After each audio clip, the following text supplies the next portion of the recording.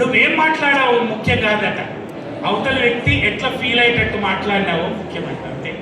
ఒక కఠినమైన మాటను కూడా మనం నవ్వుకుంటూ చెప్పచ్చు. వీలు కాదన్నా, అసలు వీలు కాదు సార్, అట్లా ఎట్లా సార్, అట్లా అసలు వీలు కాదు సార్ చెప్తే అర్థమైతే లేదా?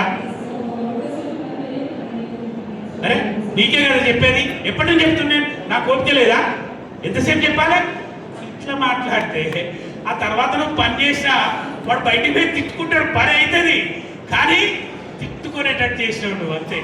సో ఇమోషనల్గా మాట్లాడకుండా స్టాఫ్ ఫీల్స్ ఇన్సల్టెడ్. మనం అట్లా మాట్లాడితే ఇన్సల్ట్ అయిన స్టాఫ్ మెంబరు ఎప్పుడూ మనసు పెట్టి పని చేయడండి, గుర్తుపెట్టుకోండి. ఇది పేరెంట్స్ ఫీల్ అన్హర్డ్.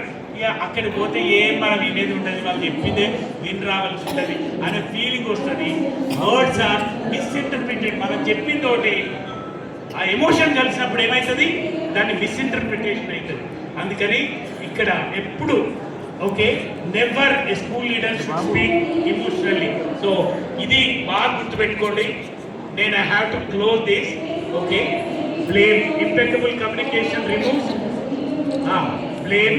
సరిగ్గా మాట్లాడినామనుకోండి బ్లేమ్ రాదు, అక్యుజేషన్, ఆరోపణలు రావు, ఎక్సాగరేషన్ ఉండదు, ఇంత మాట్లాడిండు అని ఉండదు.